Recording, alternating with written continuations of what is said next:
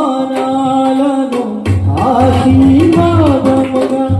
నిందలన్నిటినీ దీవెనలుగా మార్చి అవమానాలను ఆశీర్వాదముగా నిందలన్నిటినీ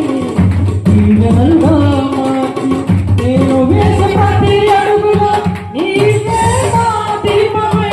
నీవు వేసే ప్రతి అడుగులో నీవే నా దీపమై